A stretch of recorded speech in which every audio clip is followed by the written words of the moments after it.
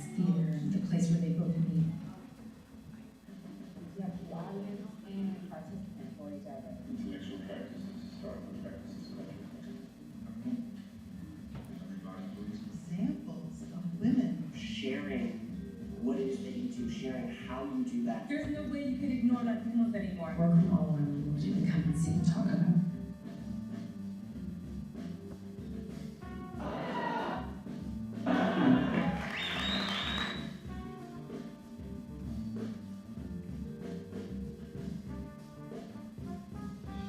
And it starts out a little thing, you write a bit. You have to be completely open. Theater for everybody, yes, everybody. That's just what should be done. And indeed, my understanding of life, relationships, death, Has already changed.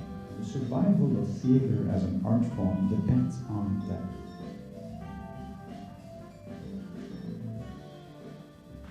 But there's room for it all. There's room for it all.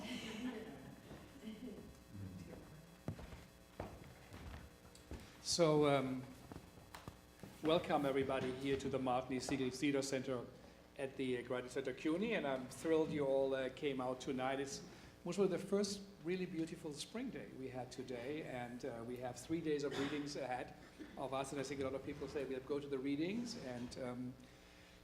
but it's really wonderful for you to come out here. It's a very special moment for us. As you know, for over 10 years we have been part of the Penn World Voices Festival. It's the most significant literary festival in the United States. It was created by Paul Auster and Salman Rushdie under the time of George W. Bush and his first, the second, and his, some people say regime, others say government.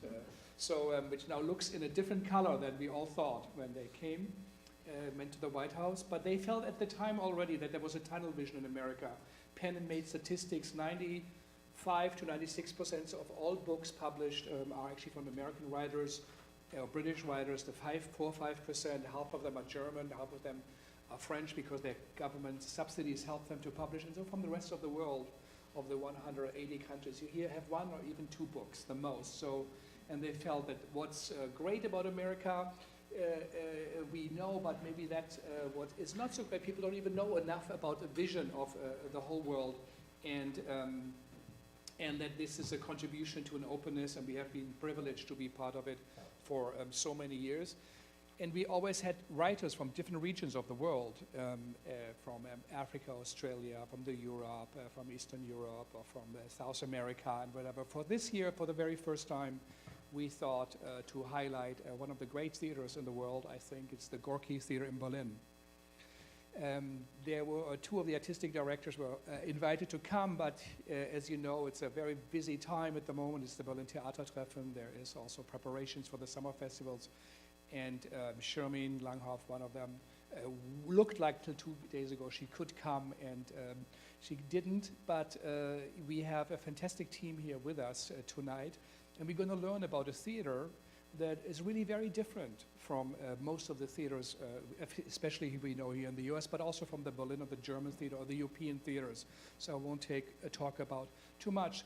We're going to see the next 3 days 6 plays, and Christopher here, who is with us, and Antje Oegel, who I would like to thank for helping us also to do this festival and putting it together. We selected those plays who are one of the most meaningful from those over 10 years, 12 years of the run of the Gorky. And so it's a very significant, I think, selection, and voices from all around the world, also from the Gorky, even so it is a theater in Berlin. And we will learn more about it.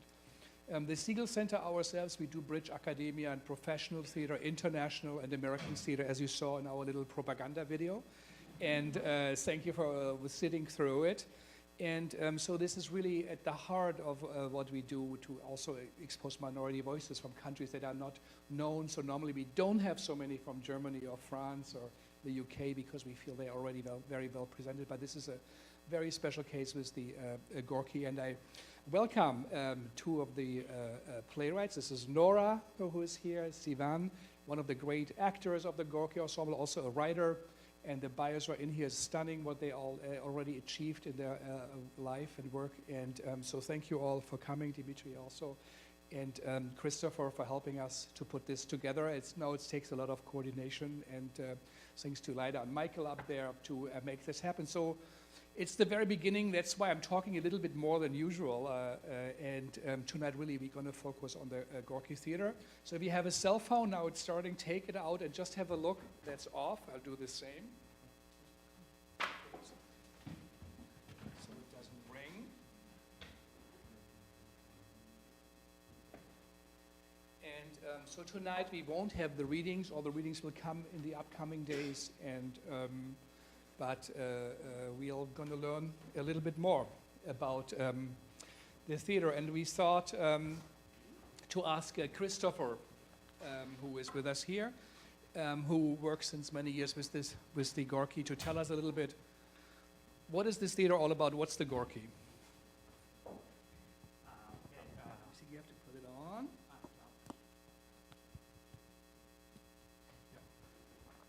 Okay.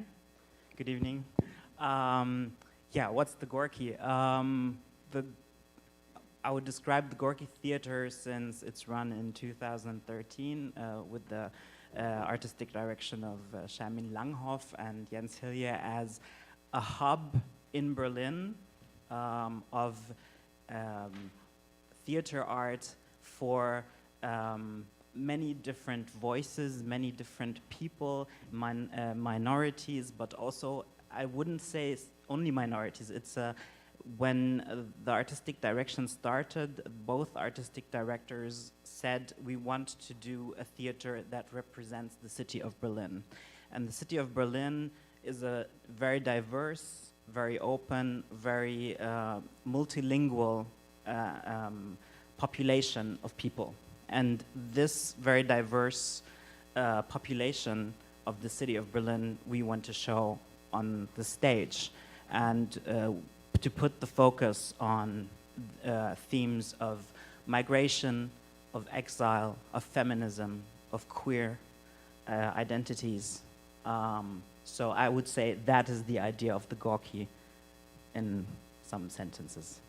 So tell a little bit about the idea of the ensembles and the artists. How are they selected? How are they composed?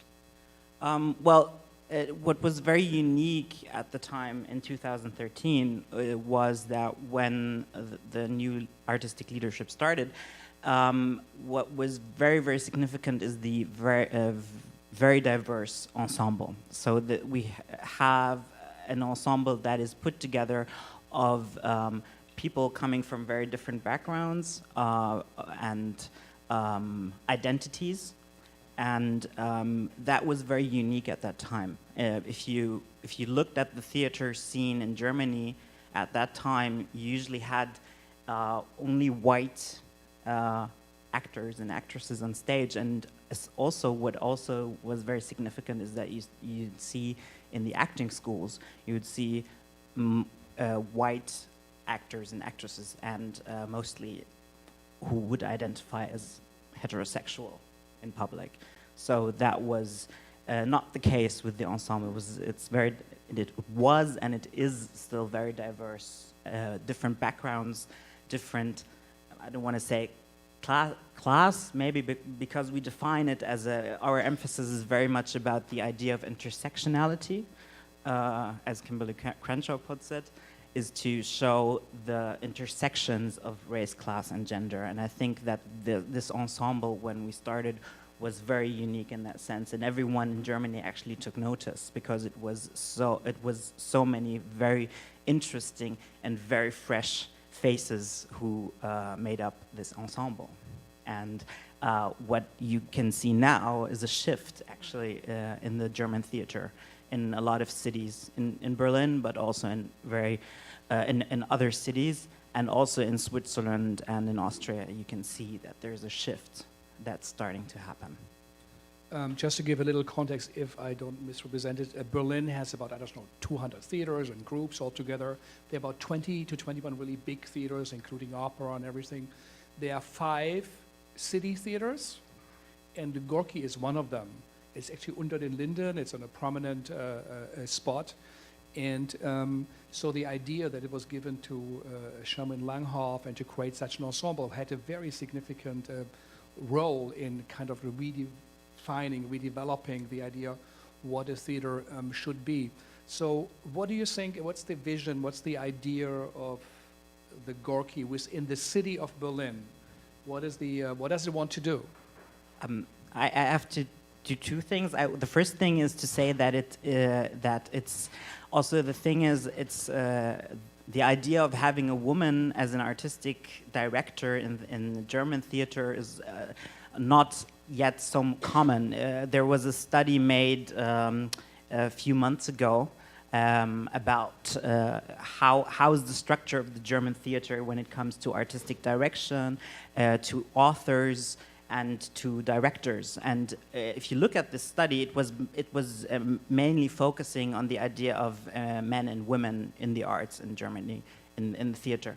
And you can see that 70% of the artistic directors are men, 70% or 74% of the directors for theater are men, and 80% of the writers are men. So there's a big emphasis on the man, and so it's still kind of a big deal if a woman, unfortunately, still a big thing that a woman is an artistic director, and there was also this big emphasis on this. We have now Barbara Mundl, for instance, who's going to take over the leadership at the Münchner Kammerspiele next season, and there was also big notice in the press. So it's still not common for a woman to be leading a theater.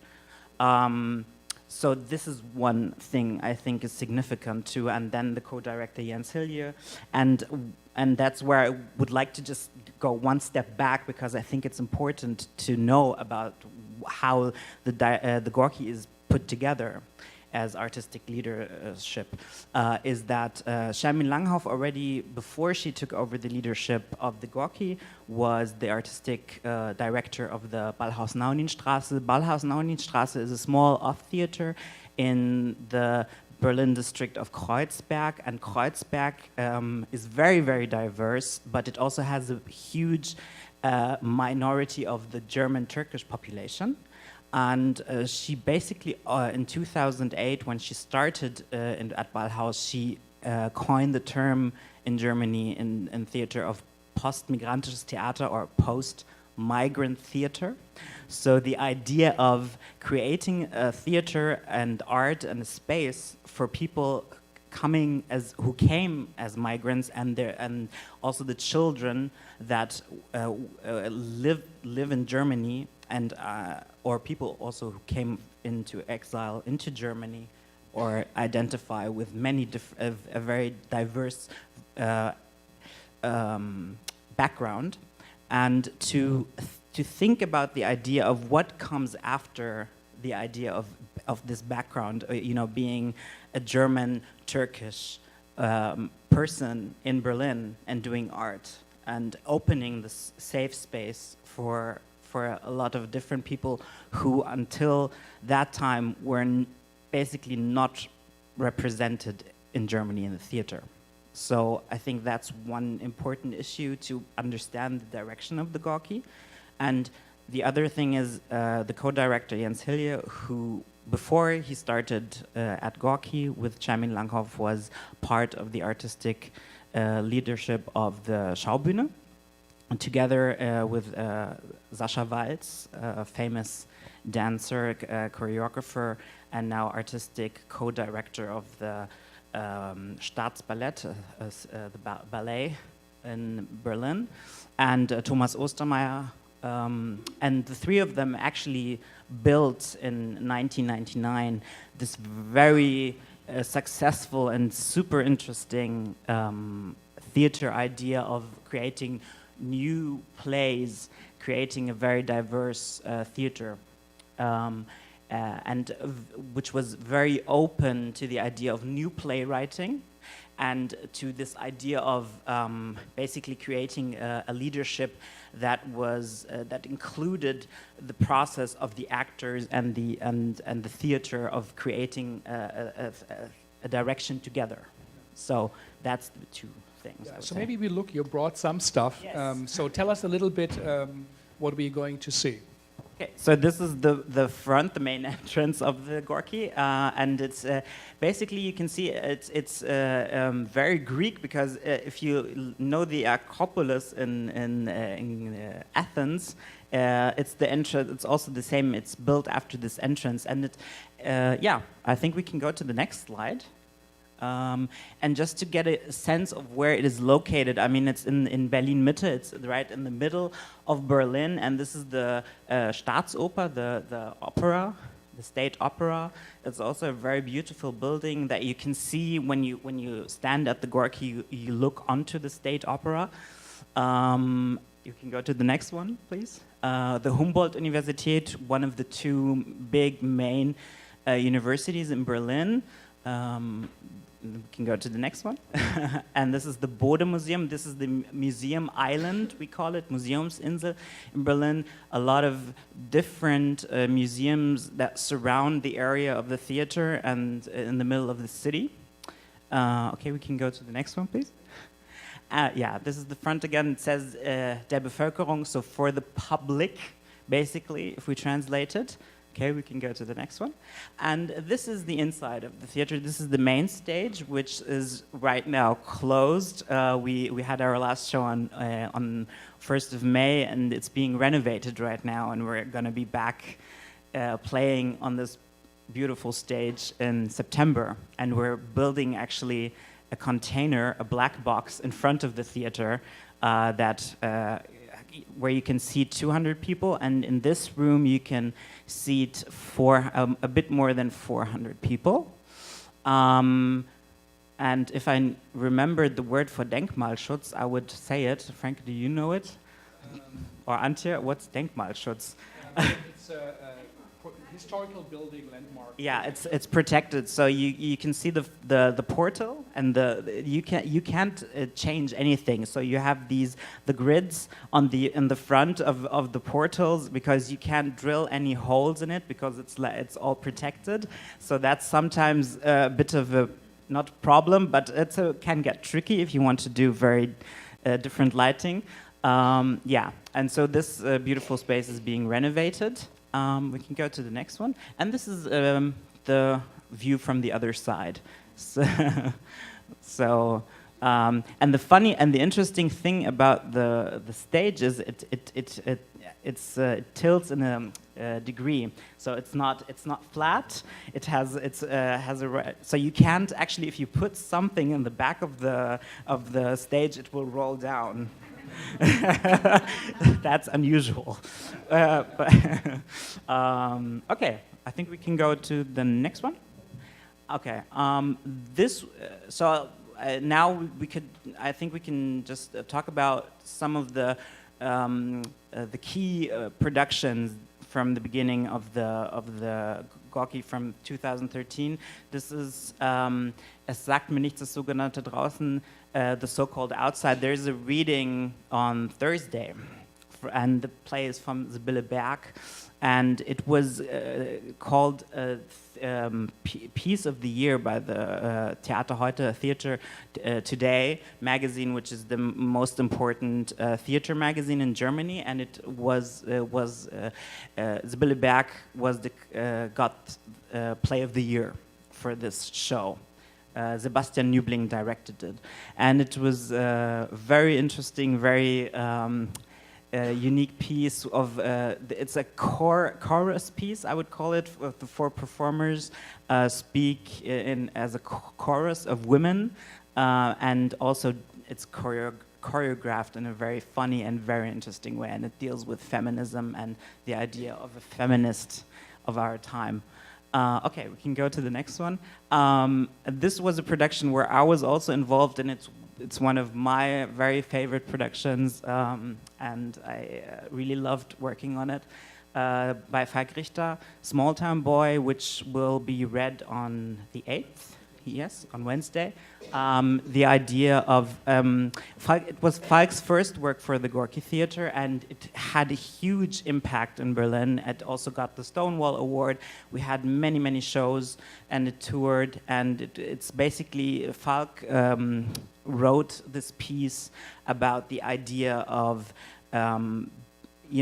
is putting the gay man, basically, or a suburb kid, you know, the song Small Town Boy from Brunsky Beat, you know, the idea of leaving the suburb, going into the city as a young gay man, and how do you work on, how does that change your identity, and how do you deal with being gay in the suburbs, and then going to the big city and having this kind of new freedom of living and expressing yourself.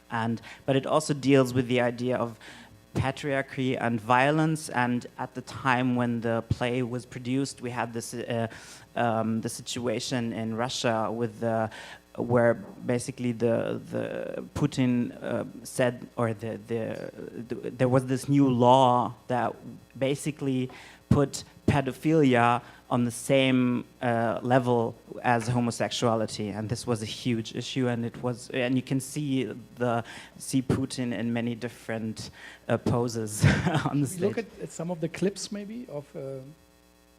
Yeah, sure. Yeah. Which any specific one, or should we show one from? Maybe we start with Papa liebt dich, Daddy loves you, which will be read tomorrow.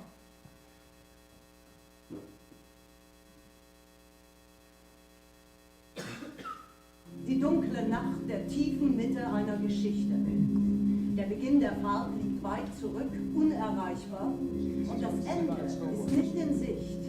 Sicher, aber verborgen. Man kann volle Fahrt reinrasen, ohne es überhaupt kommen zu sehen. Eine Fliege, die auf eine Glasscheibe knallt.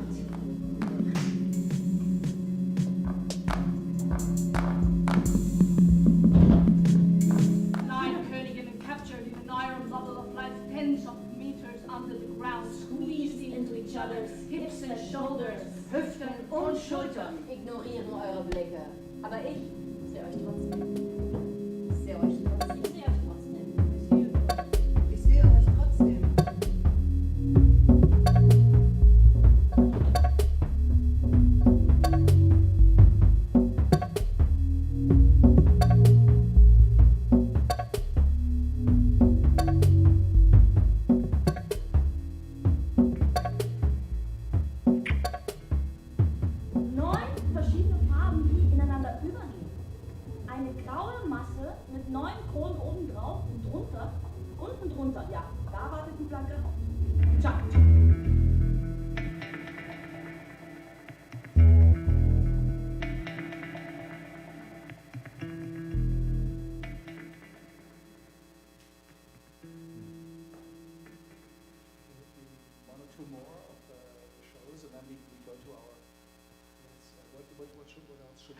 Should we? I think we should then show Dark, or first make the making of by Nora Abdelmaksud.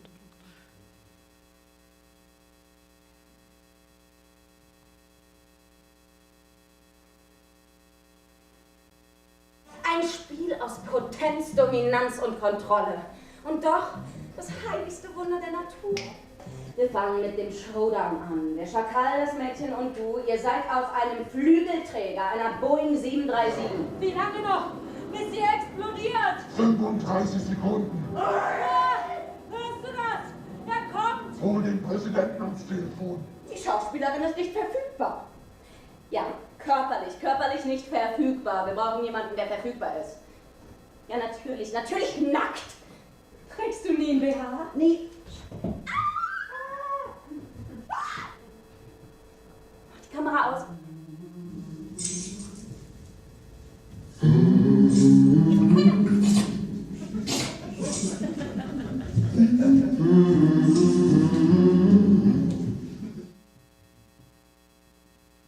Okay, and then Walk on the Dark Side by Yael Ronen and Ensemble. Yael Ronen, who was with us, I think, 2 years ago at the Penn Festival, with Common Ground.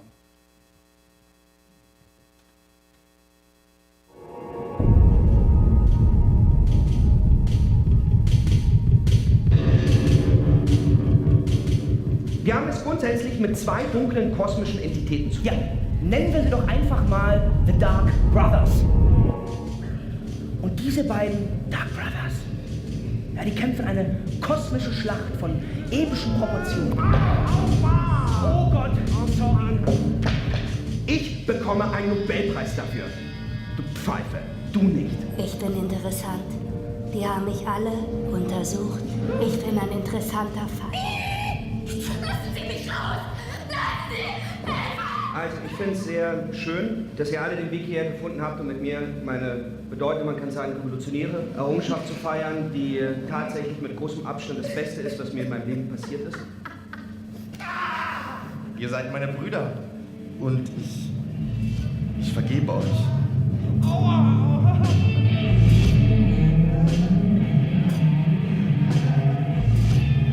Ich habe viel von dir gehört, Magda. Ich glaube, wir haben uns nur kurz bei der Beerdigung gesehen. Ich war nicht auf der Beerdigung, ich war in der Klapse.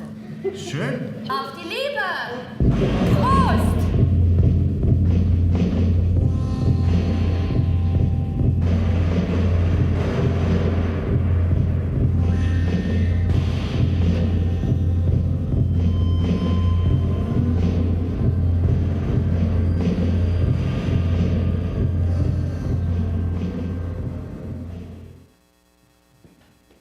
Good. So that gave us a little view how it looks like. Of course, they are all full-length plays, and so much more is going on. Before we come to you, how successful is the Gorky? Do people say we're not going to come and see any of this, or how is that? What are the audiences? So how successful, or how are the audiences? Yeah, you are sensationally successful, I think. But yeah, there's tickets and audiences and Well, I think it's been an amazing run for the last years, and there's people are noticing the work, and it's spreading all around, and it's really, you can see it, what kind of an impact it has in Berlin. As you know, when you say Gorky, most people already have an idea of what the Gorky is, and also all around Germany and in Europe. And I think the audiences, it's really interesting to see that, especially on the main stage of each night, you have many different audiences coming in. People coming for the first time, people coming to look at the play for the sixth time, and a lot of different people. So it's not like we have one audience, or I would say that this is the audience, but what I really like about it is that it's always a very different mixed audience. And the interesting thing which we have is that at the studio, at the smaller space we have, also in the theater, in the studio we have a program that has also plays that are in different languages. So sometimes you have plays that are in German or in Turkish or in Arabic or in Polish, etc., and also concerts and other events or book readings. And what is really interesting to see at the studio is that you sometimes have people coming in for the first time ever into a theater, and also seeing a lot of different communities coming in. So if, we did an Arabic piece by Bashar Murkos, who was also part of the Pan World Voices Festival. And then you have a Arabic community in Berlin coming in and watching the play. And I think this is amazing, because you reach people you normally wouldn't reach. And it's a very, very young audience. They're really incredibly successful, with fantastic energy when you go to the theater. I also was once for an opening, then there's a DJ in the bar afterwards. You know, the actors dance with audiences in a Dionysian interpretation, in a way also that the theater is a part of a city that celebrates work, and we also, people reflect on each other and the society they live in, and on politics. But let's come to you guys, and Sivan, what does the Gorky mean to you? How did you get to it? I think I can speak. It has to be Everybody recorded. hears me? No, Yeah. it's recorded. That's why. Is it? Take this one. Or it's on?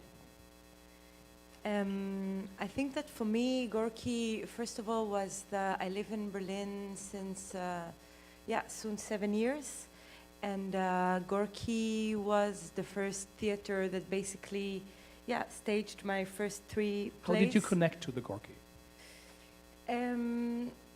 Well, to say the truth, I wrote a play. I was sitting in South Tyrol in a little conference, reading the play in a little theater, And the ex-artistic director of Studio Ja, which is the small space of Gorky, just came to me afterwards and said, do you have something additional? Like, could we go like maybe somewhere, maybe you want to read to me? And a year after, she directed the piece herself. And this is how I entered, like I got to know the Gorky team. And then I got the opportunity to be staged, and my first 3 plays were commissioned by the Gorky. So basically, I started to write with Gorky. I'm originally from Tel Aviv. I used to direct my pieces, so mainly I worked for the stage. I wrote as well, but it was one factor from this thing that I created. Like I used to, no one could read my pieces. And with moving to Germany and starting to work with Gorky, I started to exclusively write. For me, Gorky, I think, is a unique theater, a unique space to present my works, because I think that as a person, as a, let's say, a Jewish Israeli woman who often is a kind of a diversity joker, let's say, like it fits, and I think that exactly as Christopher said, Gorky created a change in the theater landscape in Germany, and now we need, like every theater that respects itself, like would put like this one of those little diversity jokers in each and every season. And I think that often the feeling is that one is invited, or I am invited to write a play, or to write an article, or to participate in a panel discussion, but still the discussion is always about me or above my head. I am contributing and giving my experience in order to establish a discussion that is happening, or that is being conducted by the majority and by the group in majority. And I think that in Gorky, there is a chance to really mold, in a way, a theater discussion in political level and in artistic level that is mirroring this diversity that is called Berlin.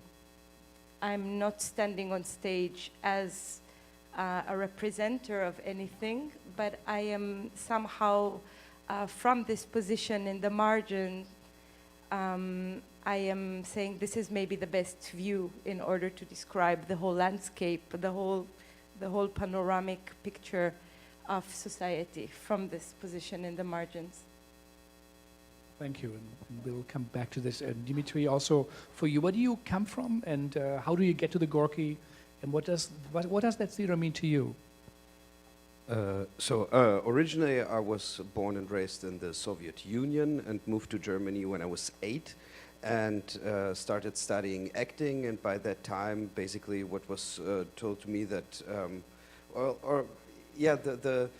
for example, in Germany it was in the 90s usual for people who are white to change their names so they could still fit in German society and not to see that you're not to show yourself as coming from someplace else. And so I started acting school then, and worked in a different theater, and then when Charmin Langhoff got the artistic direction, they called me whether I want to be part of that. And the thing is that... As an actor? As an actor. They saw your work in Munich? They saw my work before and thought that I could maybe fit in well. And so they invited me. The thing is that all of us who came to work at Gorky could have been paid much more money at different theaters in Berlin, in all over Germany and Switzerland and Austria. So the decision was really to go there and to do a new form of productions and what we talk about. So if you see the Gorky sign, the R is pushed around. It's the Russian letter for "ja," for me. So this was kind of the idea of the reflection of me as a reflection of society. So it was not mainly about to get black, white, and Jewish and Arabic people all together and just to talk about their backgrounds, but to say how can we view onto German society with our backgrounds and what kind of perspective do we have on German society, which people who have been raised and lived in Germany don't have as much. So, and this was this idea, and what became out of it is that we are the only theater in Germany, Austria, and Switzerland, which is a state theater and makes most of its money with plays we write. So with plays which come out with us. So normally in the German repertoire system, it's usual that you have the classic piece by Goethe and Schiller and some Shakespeare, but also only the 4 or 5 main plays which everybody knows, and so you get lure audience in by, oh yeah, let's see Richard III for the 100th time. And this was now the idea to write new plays, to have new perspectives which haven't been around there for most of the part of humanity. So perspectives that we started writing on and developing on through ourselves. And the thing which was then astonishing is that to make a niche product like an evening like Common Ground, where it's people from ex-Yugoslavia who reflect upon the war in Yugoslavia and how they perceived it as refugees in different countries, that this is a production which runs sold out every time it's there and played well over 100 times, sold out every time. And this is something which is really huge and astonishing, because we didn't really, honestly, when we started it, we didn't think that anybody would give a shit about us. And then something really different happened, or having a monologue, which I've written a monologue for one play about my family coming to Germany and this migration of Russians to Germany, and there were about 3.5 million of us. And there was never a book about that or a play about that or anything. And to play it and have people in the audience be thankful for their side of the story being kind of represented or heard even once. And this was something completely astonishing, having kids who grow up in Berlin and have either Arabic or Turkish background, and to see Arabic or Turkish actors, but not to perform as drug dealers or as drug abusers or addicts, but having them in a different form of light, and which was completely unheard of then to have a Chekhov play and to have the brother of Raniewskaja being an Afro-German. And this was something which was completely unique, and nobody did it. But once you start doing it, and it starts getting, it starts getting normal. And this is something which was really then huge and became a huge thing, and then started to get people starting an exile ensemble of people who come from Syria or Afghanistan, and them having be part of the ensemble, and to hear stories and perspectives from them, and to have different forms of production. For example, what we do with Yael Ronen, like you saw the trailer of Dark Side, is usually to start out with just a topic, and then it's just the actors and the artistic team in a room and just basically talking about their lives for a longer period of time. So even, and not having a play in mind or what we will do with that, but just to get to know people from completely different backgrounds for several weeks, and to hear somebody tell his story of how he fled and went throughout the Middle Sea, and to come to Germany, this whole this whole route, and explain it, but not in 20 minutes time, but in 2 or 3 days, that you listen to somebody. And this was then a complete shift of perspectives of people who worked. So we. You went to the Balkans, right? You took a trip. So some people, yeah. Sometimes it's with place that you do trips in order to prepare it, and the trips then become the main part of the show.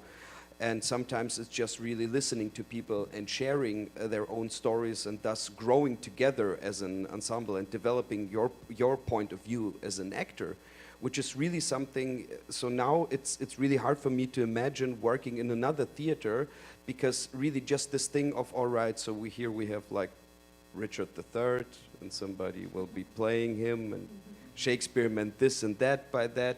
It's kind of boring, or it gets boring if the normal process is you sit in a room with various people, with insane people, with people with insane life stories, and just to get to know that. And then the artistic part is, yeah, we'll do that in the last 1.5 weeks. And it's good. It's good because you build it all up from within the group. And that people got interested in that. This is really the biggest miracle, because, yeah, as I told, we all thought that the Berlin audience will hate us, that nobody will pay attention to that, but the contrary happened, and this is something astonishing. Yeah, maybe a word about the Exile ensemble. What is that within the Gorky ecosystem? Yeah, the Exile ensemble was created, I'd say, out of a thought in 2015.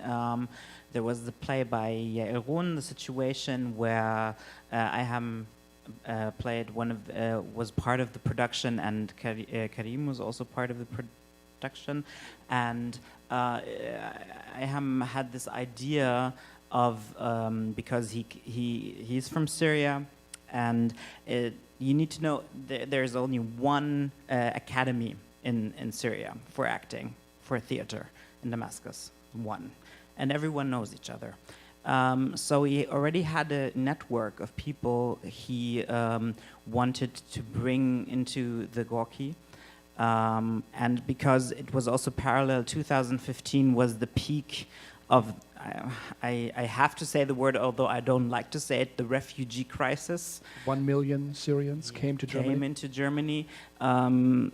And so basically Germany had this new, they called it this new reality of people coming into the country and having to adapt to the situation. So it was part of the everyday life now.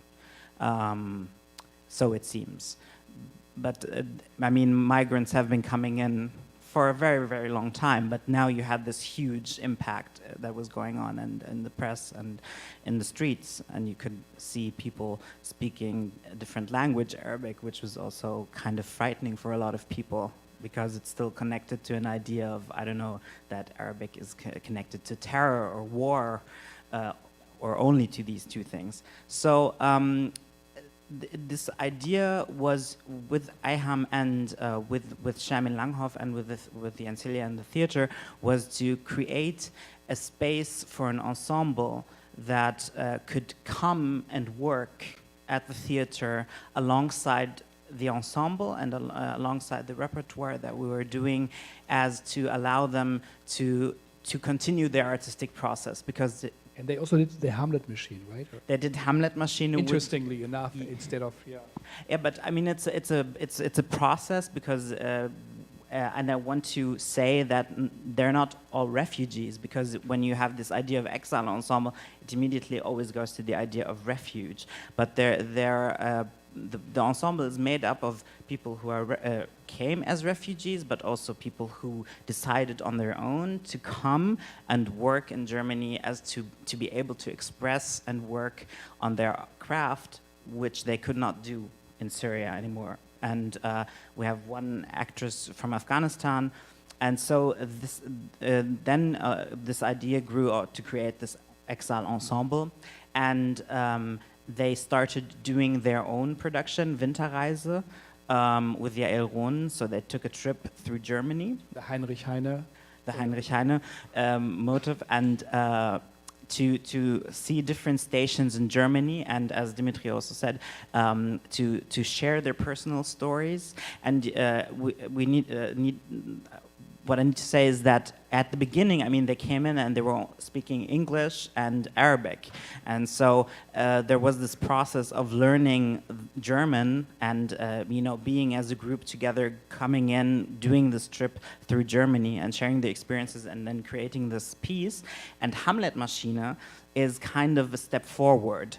I think it was a step forward in a sense of how to deal with the idea of what I would say post migrant theater, is that it creates something new. I mean, we can look at the trailer for in a second, is the idea of creating a piece that works on a multilingual level and creating a space where it doesn't matter anymore. And I think the ensemble itself made a really amazing process because they started, maybe we should watch it and then I'll say something about it. Guys, do you know what time is it? It's a crazy clown time. Yes. Heine Muda. Enjoy it.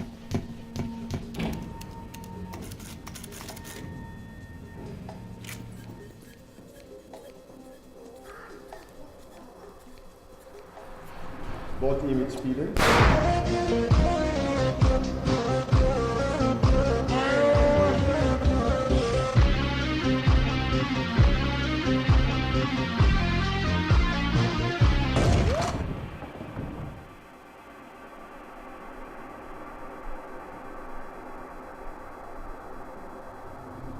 Euren Schrei ersticke ich mit meinen Lippen. Erkennt ihr die Frucht eures Leibes? Ich bin Ophelia, die Frau am Strick. Die Frau am Strick, die Frau mit der Überdosis, die Frau mit dem Kopf im Gasherd. Ich gehe auf die Straße, gekleidet in mein Blut. Ich gehe auf die Straße, gekleidet in mein Blut. No, thanks. Wenn sie mit Fleischermessern durch eure Schlafzimmer geht, werdet ihr die Wahrheit wissen. Do you like it? Is it interesting? Read it. It's Heine Muda.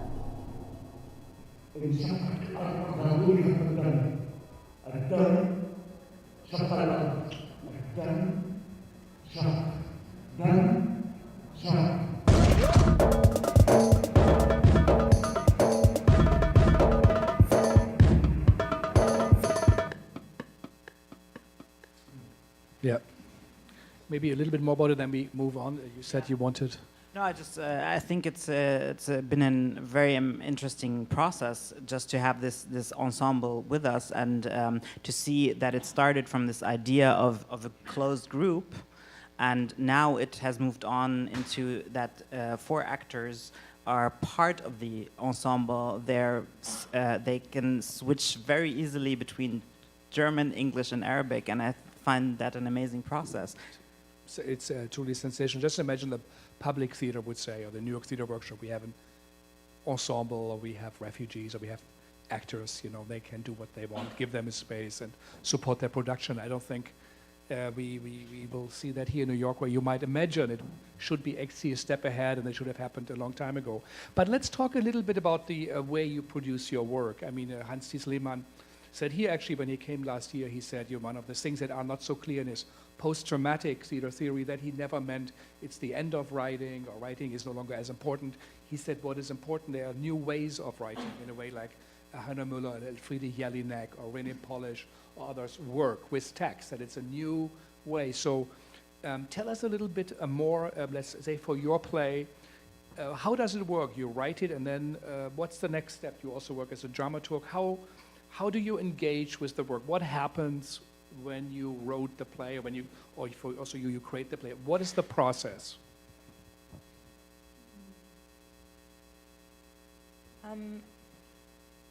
Yeah, to say the truth, I am after I started with developing texts with actors in a rehearsal room, and now these days I somehow, after 10 or 12 years of working on stage with actors, I'm now alone in my kitchen every day writing and somehow putting everything on the page, so from stage to the page, which is kind of old-fashioned, I have to say. Still, it's the way that I choose to do it. I think that... Let's say you bring the text to the Gorky, what happens? I think just before that, I think that in a way, for me, in my writing, and I think very much Gorky is a very good partner for that, I would never define the bodies on stage. And I would ask the director to put her or his hand into this empty glove of text, of textile that I am designing in order to check in a performative way who speaks, where, to whom, and why. And this is for me, I mean, I would wish, I think my deepest wish is that every play could have been given 3 or 4 stagings in order, or let's say for the audience to reflect what kind of choices are we doing when we are putting a body on stage. How do we see a normal body on stage? How do we see, like, which ages do we tend to see on stage, which skin colors, which backgrounds? And I think that for me, the most important thing is to always ask the director to answer this question. I have other colleagues, for example, Sasha Mariana Salzman, that was here in Penn last year. Segal, yeah.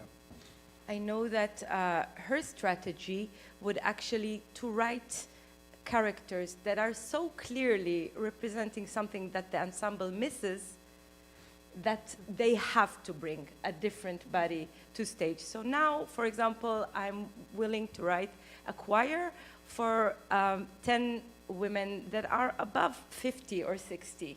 And can we find them and can we see them on stage? So this is another strategy that I think that works very well. Thank you. The same question to you. How you also became very well known, and he's really one of the most recognizable also actors in the Gorky, and it's really, we want to thank you for coming and taking your time to come here to be with us. So how does that work, the play you do? So how do you create the text? How is it distributed and created? And how do you interact if there is a dramaturg or the kind of artistic leadership? Yeah, so first of all, it kind of developed. So this form which I talk about was something which was not ready made, and but we kind of, you know, got into it, this form of developing plays. So but I need to go one step back for it to explain it. So in Germany there was a tradition that after the 1990s, kind of the well-made play, which is you know, in England or also here quite popular, died out almost completely. And then it started the time of deconstruction. So of deconstructioning plays and mixing them with other topics, and so thus became, you know, those 10-hour-long German theater evenings with yelling people and just doing kind of a Dostoevsky novel, but where nobody should understand anything or feel anything or just really be repulsed. So this idea of creating art through you know, yeah, pushing the audience away, and to say which is kind of a bit Brechtian, but very, you know, very aggressive towards the audience. So this was kind of the most play which started to be developed in the early 2000s. So there was not a big interest in, you know, in original writing. And then there came a few writer-directors who developed their own style of postmodernism. And one thing that was said in connection with the Gorky was a word which I really like by a journalist, and it was the post-ironic theater.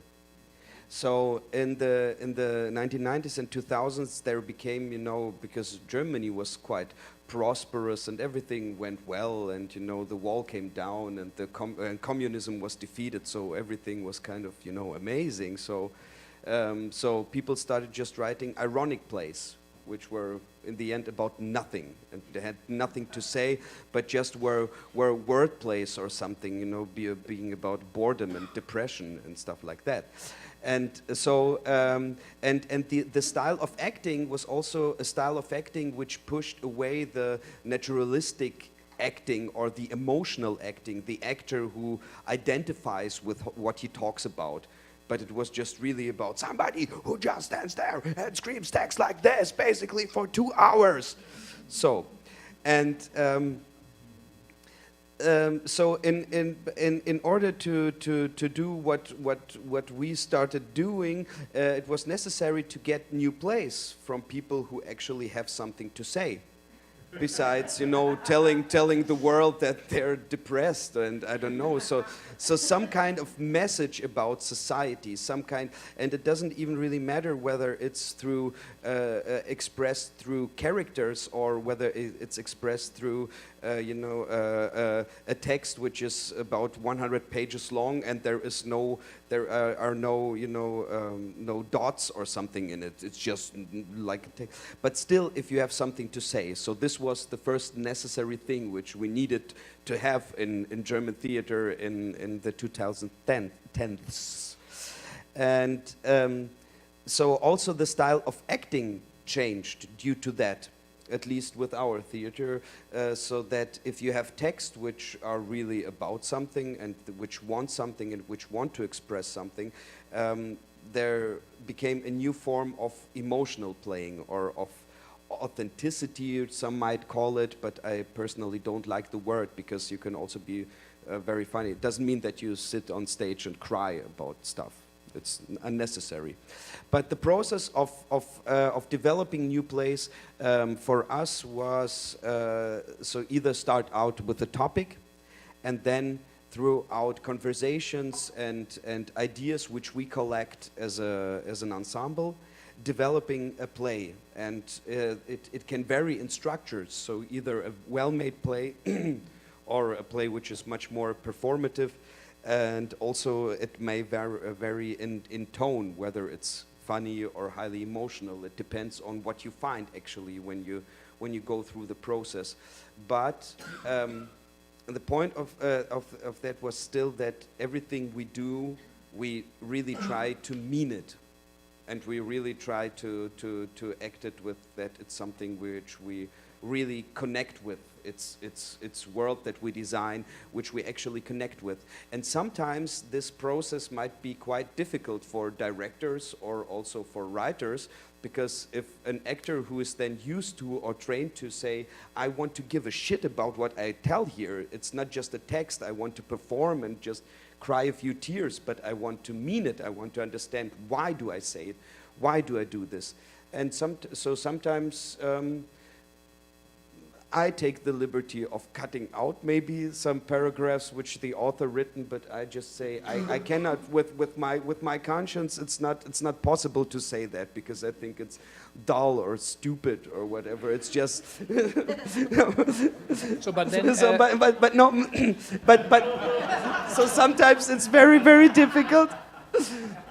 Or sometimes also that you need to restructure it or rewrite it or give it your own spin.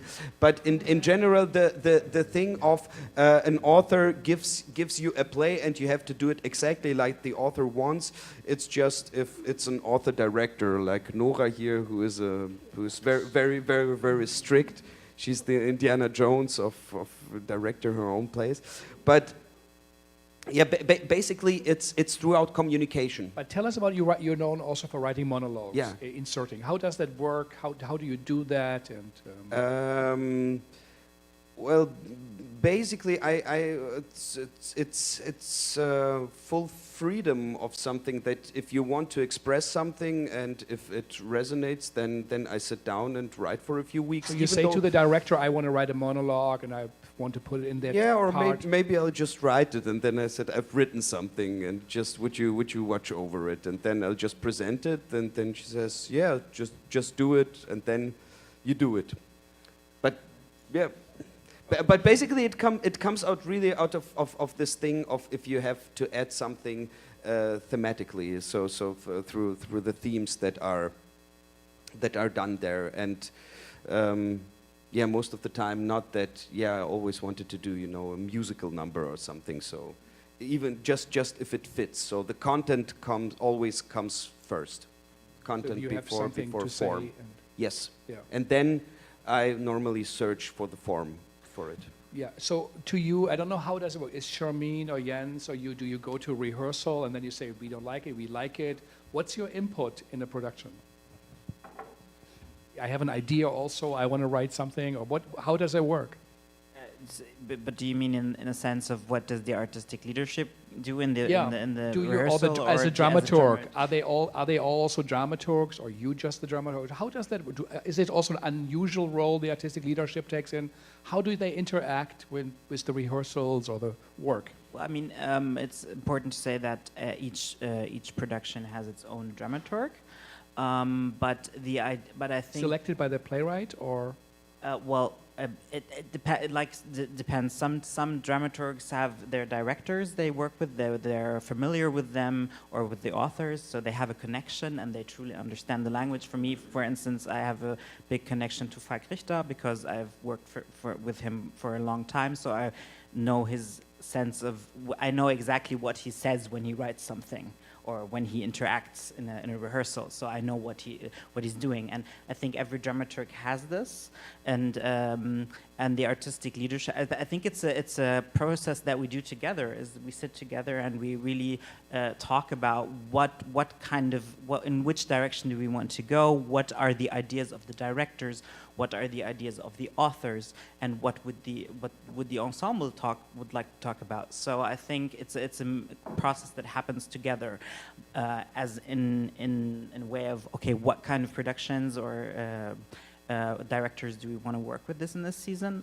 And then when it comes to the production itself, we have one dramaturg or sometimes two dramaturgs for one production, and basically what we do is we come in at the end of the process. So, like for instance, in the last 2 or 3 weeks, how long is the rehearsal? 6 weeks? Well, most of the rehearsals are 8 weeks, and so you have or 9 weeks. So you have kind of.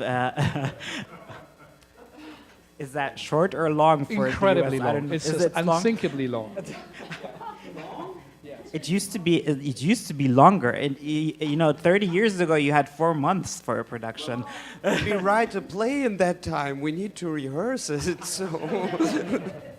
So you have the process itself starts before. So before you go into production, you have this process where the dramaturg meets with the author, they have a discussion, and then with the director, and then you have this whole build-up to the rehearsals phase.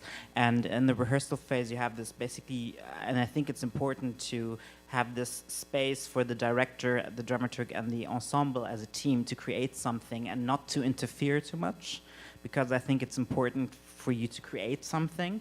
And then basically you have this tech rehearsals, which start 3 weeks before, where you start to go on stage. You have the real stage, you have the props, so it starts to take shape. And I think this is a good point to get into the process as the team of the dramaturgs.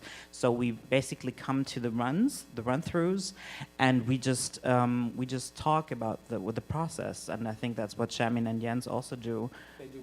Yes, of course, but it's not this idea of you have to do this. It's just the idea of, well, I see this, maybe you could do this. And so it's a process of selecting. And may I add something also, which is also very, very different. So in other German theaters, it's normally when the artistic directors come in, they watch the run through, and then they only talk with the director.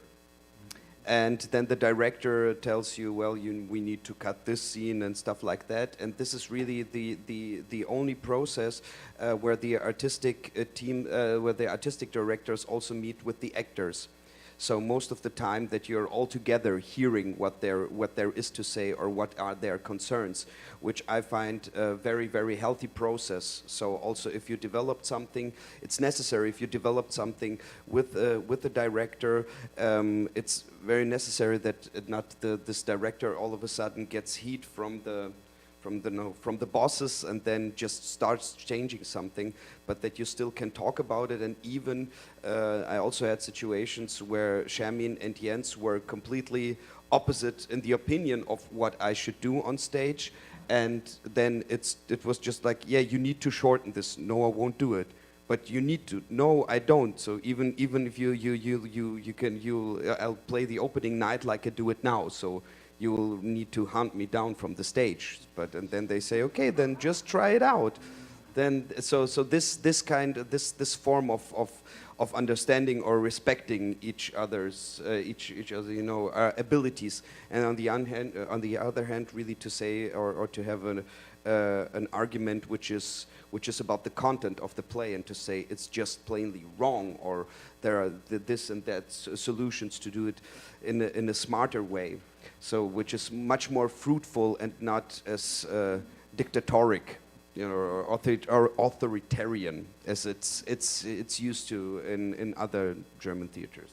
Can I just add? And I think, yeah, and to add what you just said, I think it's also the role of the dramaturg in a theater like the Gorky is also a bit different, because the dramaturg is not there just to to edit the text, or just to do what the director wants. But I think this kind of dramaturgy is a dramaturgy that is involved in the process, because if you look at other state theaters, you have dramaturgs who come in once a week to look at the rehearsal and then to give feedback.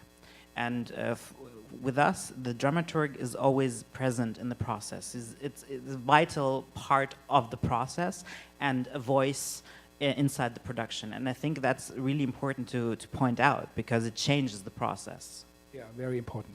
Or anything before we go to audience questions, something comes to your mind, or something you want to add? Concerning the dramaturgy? In general, anything we said about. Well, I can talk about the kind of dramaturgy I need, because I write the plays myself and then I direct them myself. So the moment that I come to the first rehearsal, where we are like talking about the concept, I am already pretty blind for the stuff I wrote, because I dealt with it for months and months and months. So what I need, and I found at the Gorky, is like a pretty classical dramaturg who tells me, like, I have 3 acts and I need to know, what do you understand here and what does the audience get there. So this is a kind of classical dramaturgy which actually in Germany right now is pretty hard to find, I think, because it's so old school. And there's more discourse. Was heißt Diskurs?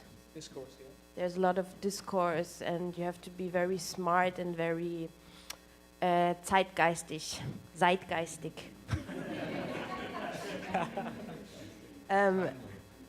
Yes, as a drama. So these are the skills, I think, that are very important right now, especially in like the big cities as Berlin. And most of the time, I need the opposite. I just need craftsmanship. Somebody which information has to be given where, and do people get this character? Yeah, and I found that at the Gorky, and I don't find it everywhere. So I'm pretty pleased. Which is also interesting. We see a variety of styles of writing, directing, of dramaturgy. So it's a very open process. So Michael, maybe we can have the light up for the audience too.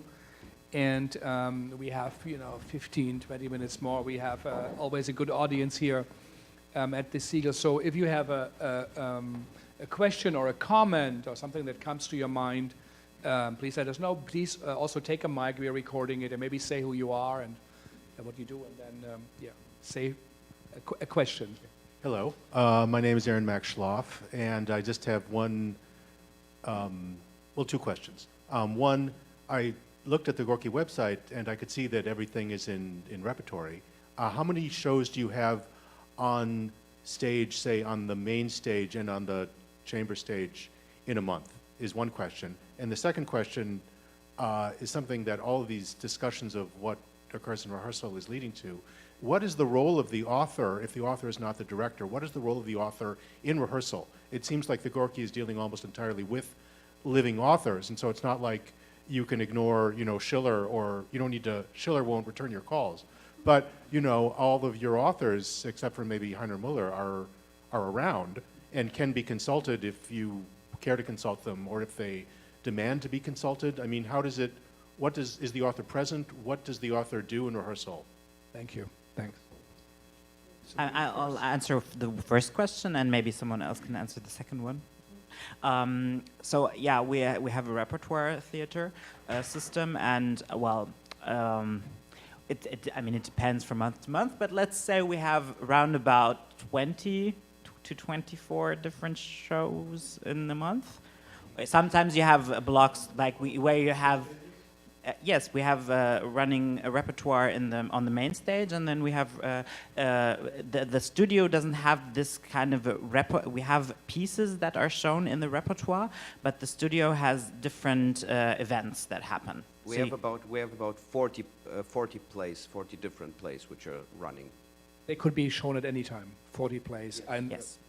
So it's each night I play in 9 different productions. So it changes, and sometimes you play 4 or 5 different plays within a week. Yeah. So you can imagine how many stages are put up and broken down in a week.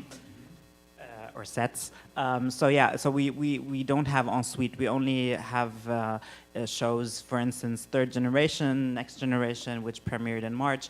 Basically, sometimes has 4 or 5 shows after each other, so 5 days of the same show. But usually we have a different show every night. So you basically have this these 40 plays, which are built up and put down every day, and then you also have the running rehearsals. Stage.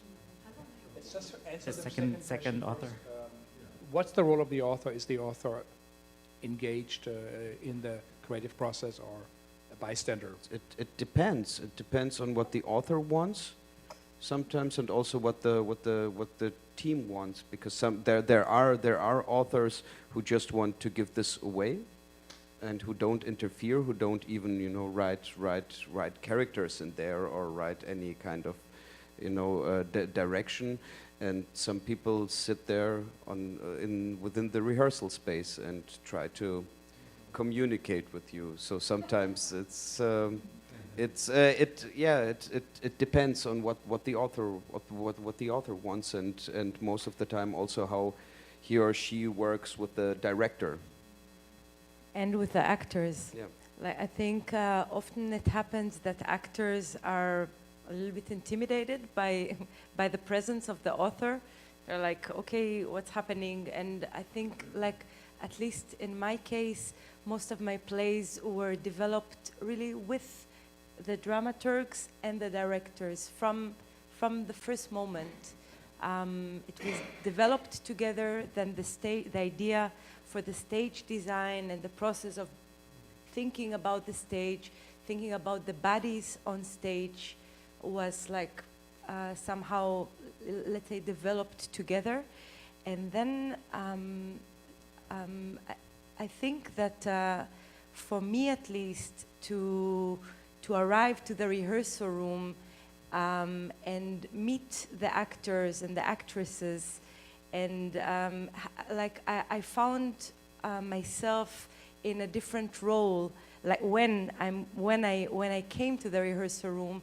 So it was a kind of a different level of communication with the actresses and the actors. Like, I'm not directing them, I'm not interested like with how they move, what they're doing, but we have we communicate in the deep level of the text and of what's really happening. And for example, if there are topics of shame and of exclusion and of fear that are present in the text and are going through these bodies. So sometimes, like, we discovered that this is an intimate discussion happening between the actors, and the writer, that sometimes the director said, okay, I'm out, which was interesting. So it's a variety of styles. There's a question over there. Yeah, for the Penn Festival, is everything in English, or are there some plays in the original German? Here it will be, everything will be in English when we do the readings. We translated actually 3 of the plays for this festival. Kyoko? Hi, my name is Kyoko Iwaki. I'm a visiting scholar here. First of all, I saw you, Dimitri, I think, in Common Ground when I was in Berlin, and you were the only person. I saw a lot of shows when I was there for 3 months, and most of the soliloquies, as you said, were shouted out top of their voice. I was like, your monologue was the only one which didn't perform in a way that is so obnoxious.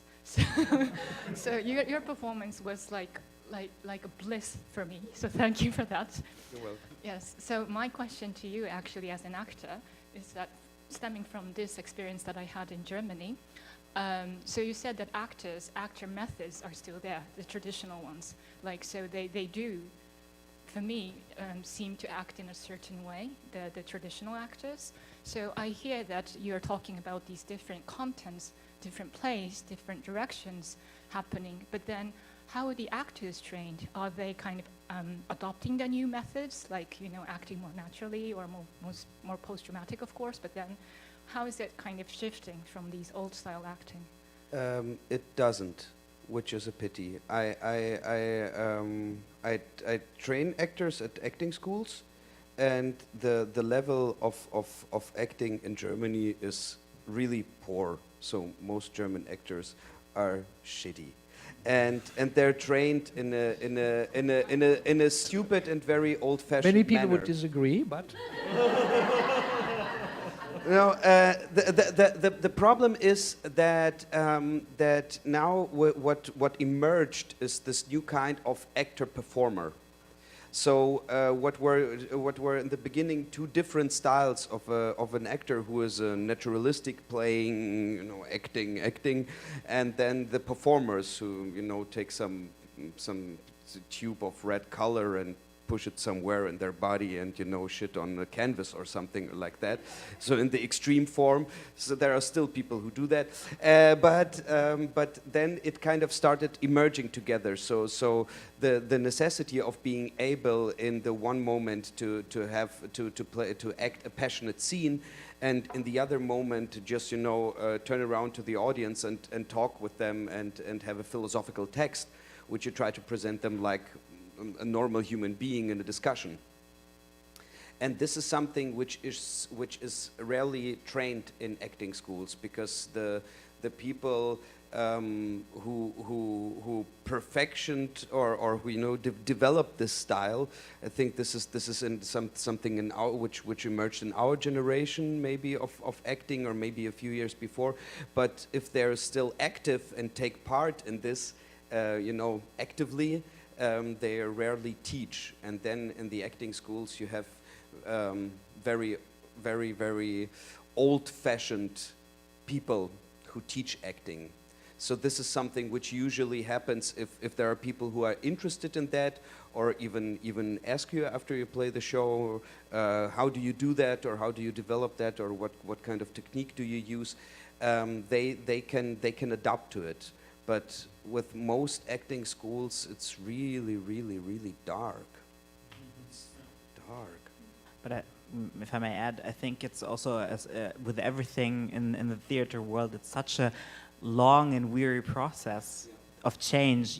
What we are now only seeing in the acting schools, that they are diversifying in a big way, is that now it's a trend you see in the schools. And also what I would notice, not maybe in the acting school, but what happens after the acting school right now, is this idea, and I think it's also, you can see it also in the Gorky from the last seasons, and what also influenced that is that the actors are becoming more active in a sense of their awareness how they deal with theater and rehearsals. So they're not puppets. They're not dependent on the director.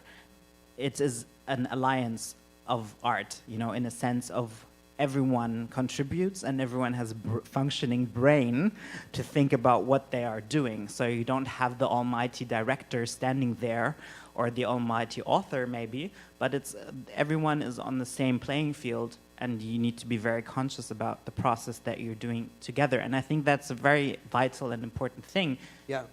Yeah, definitely. So in terms of storytelling or how you convey a topic, it's really something which is new and people need to adapt to it, so that you're also part of a creating team, even if you don't write anything, but still so I think also most directors nowadays need this diverse type of actor who is at the same time able, if you say to him, just, play it fast, funny, loud, whatever. So a very high level of craftsmanship, and on the other hand, this ability of being highly personal and vulnerable and direct. So this is something, and there are not many people who are able to do that, but hopefully there will be more, because this is something which makes the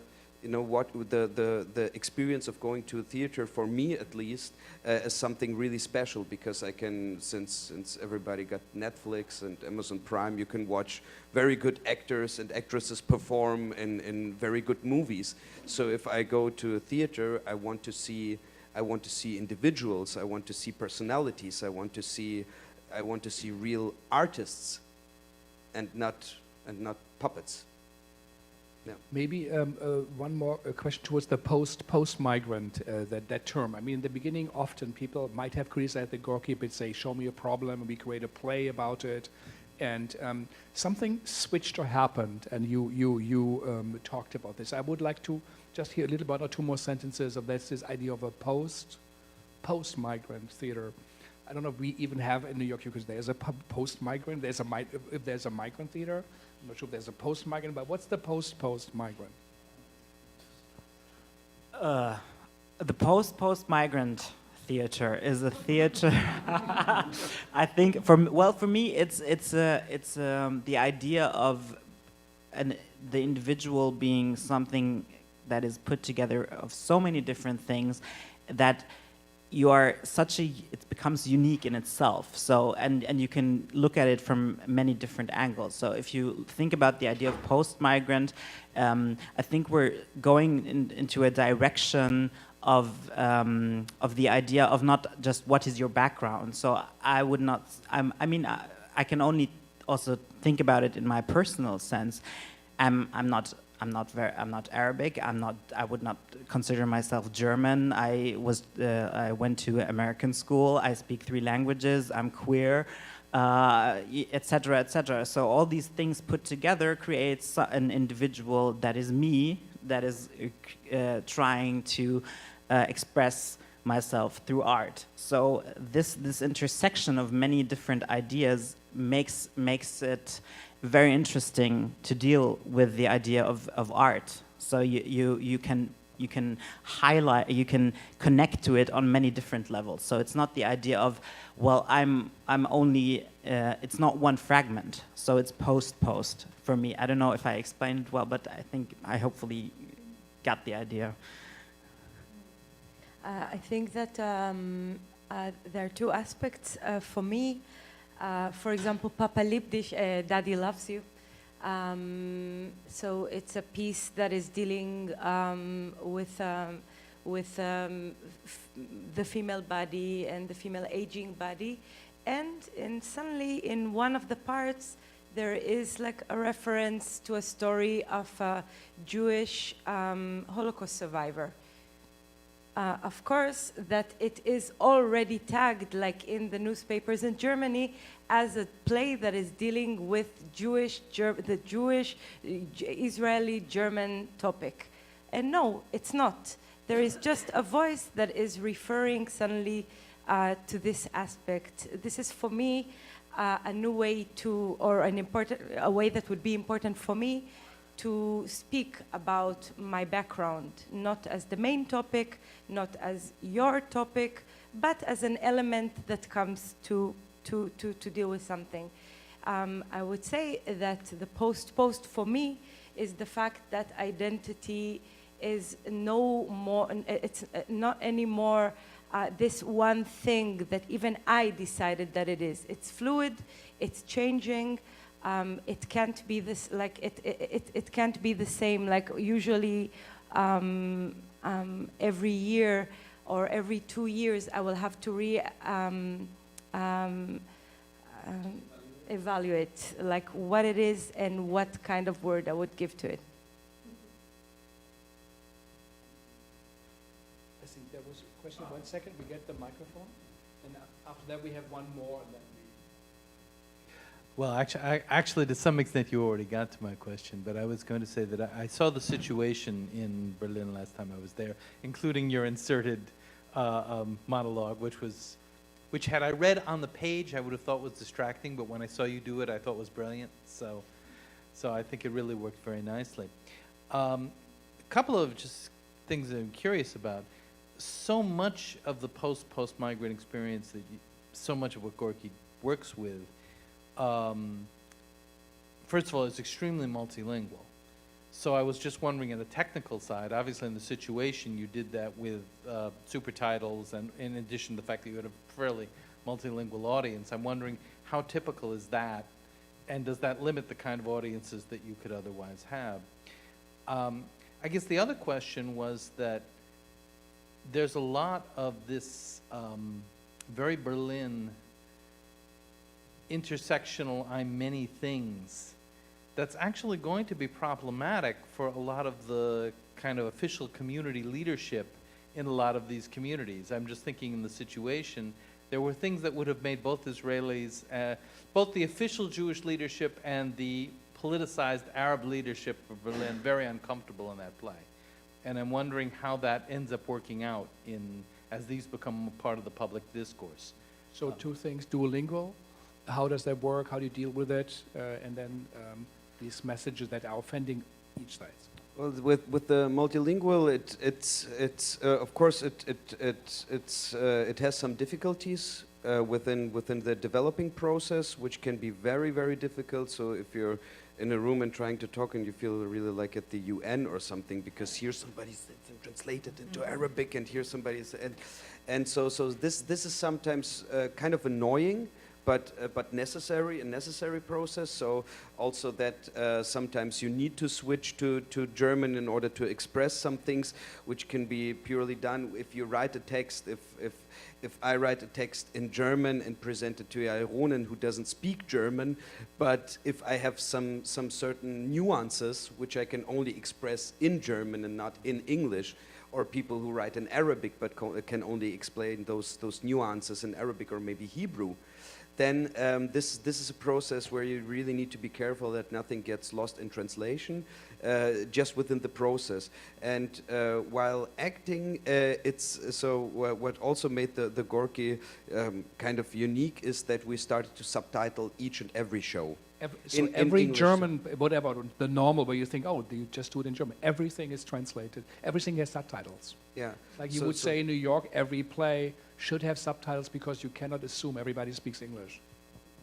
And this is something which we started because there is a huge community in Berlin who doesn't speak German, so they have access to it. And then what the interesting part then is if you also get Arabic or Hebrew within this equation, it's something interesting happens that while you play, you can see how many people in the audience know this language. Because sometimes then if people do a joke in Arabic and people react to it before it's even subtitled, you know, oh, okay, so we have about 40 Arabic speaking people in the audience tonight, and so on and so on. But for many people, I also, especially for elder people, they say that it's often quite problematic.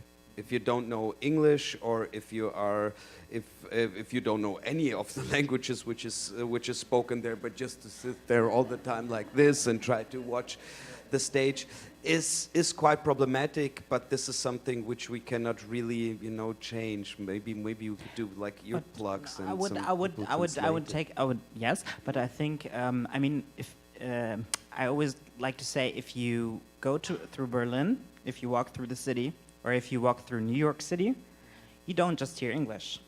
You hear French, you hear Arabic, you hear Italian, you hear a variety of many different languages. And this is, if we're talking about representing a population or a city like New York City or like Berlin, then the idea of transferring it onto stage is for me very natural. And you don't have to understand everything to understand. And speaking as a translator myself, I think this is a very potent process and thing you can, I think it needs a little bit of training for an audience, but there is a universal thing of understanding, and sometimes things get lost in translation, but I mean, and I think that's also natural in the sense, I think because we've seen so many plays performed in perfect or seemingly perfect German, that, I mean, Schiller, no one talks like Schiller anywhere, ever. So is that how we are represented on stage, and no one talks like Shakespeare anymore? So I think this is, for me, it's a very natural thing, and I think it's amazing. Let it be lost sometimes in translation. Then we have the state of the person who walks through a city and sometimes doesn't understand and sometimes understands, and that's amazing. I think it's great. And sometimes it's also fruitful even for scenes to have it, if you know, okay, we could do the scene basically in German, but to have a scene of a couple, but she's Israeli and he is German, but both of them speak in not too perfect English. It's an interesting scene, or it becomes immediately much more interesting. It can reflect more also of this situation. So sometimes you can even use it in the artistic process of making it to a crucial point within the scene. That you don't understand. So like you don't see everything, but you also won't understand everything. Just the second question very fast. Right wing, left wing, common ground, were there reactions? Did you get bomb threats, or did people applaud it, or what happened? I mean, if you do political theater, you're going to irritate someone sometime anyway, but there were no bomb threats. But I think it's sometimes, of course, it irritates people. But I think for me, it's always, if someone asks me, or if I have the situation where I feel like, okay, there's this irritation, I would put it into a discussion of, but why does it irritate you? And it mostly irritates, it's irritating because it questions a status quo that does not exist, in my opinion. There is this idea of something that is fixed, especially if you talk about political conflicts coming from two different sides that are very heated and very political. So you got away with it, and it works. So the last question over here, and then I think we're a bit over time. Yeah, you mentioned at the beginning that people know what they know the Gorky. So when they go there, they sort of expect something that they're familiar with. Am I correct in saying that?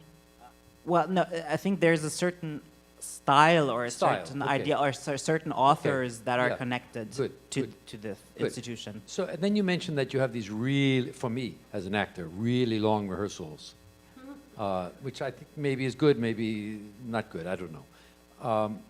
And then you have 40 shows in rep. So when, and I've never been to the Gorky to see a play, and I will someday. When you put the play on, and you do it for 5 days or maybe, am I seeing the play that you rehearsed, or am I seeing a version of the play you rehearsed? So in other words, because I've seen like Knee-High, you familiar with Knee-High? They're from England, and they do plays that look totally improvisational, and they're actually not. So they're really highly rehearsed, so that they look like they're not rehearsed. Is this what you do at the Gorky? Is this a?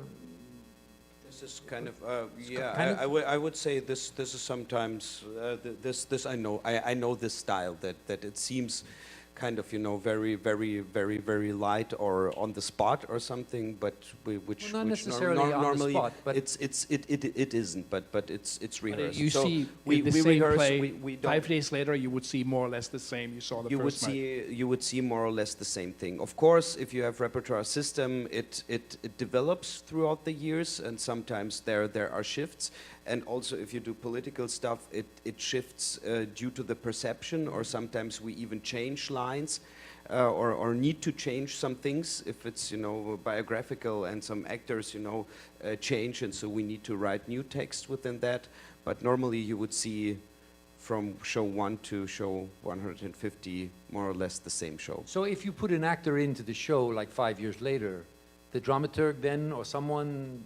We do rehearsals where we do new rehearsals. So for example, if it's a play and it's biographical texts, then the process starts again with the new person or persons. So that new texts have to be developed and new arrangements have to be done. Yeah. Yeah, but. So I know we could go over much longer. We already are a bit over time. I think, as we always say, Brecht said, we do need new forms of theater for the new times we live in. And I think the Gorky had found something that's new with the way they work, the way they produce, and the way the aesthetics is new. And this is all connected. And I think it's something to really watch and to learn from. So it anticipates all the future. It will be different, the future. It will be languages different in cities and in places. So, and it also makes us okay with it. It gives a meaning that you might not understand everything, but it's interesting, it's good, it's full of energy. And again, this Gorky is a fantastic theater if you go there, where you really, it's alive. And I think hopefully also the readings that are coming up now will confirm that they are of interest to American audience. Most of them have never been read, I think none of them. So these are all completely new premiere plays. They've been translated new, so I hope you will come or tell your friends. But again, thank you for coming. Thanks for the Gorky to be here and to be with us. Thank you for having us. For how around to live stream it, so it had also a much larger audience. And we're all going to meet at the Archive Bar now around the corner on 36 between 5th and Madison. If you want to, hopefully you guys can join us for a drink. If you want to have more. So again, thank you for coming. And so you were here at the opening of the Penworld Voices. The entire festival opened today. Go on their website. It's a fantastic program Chip Early put together, and I hope we will see you again. We also have some of the directors of the place here, Ashley, Sybil, so maybe we'll go and see their work. So thank you all for coming.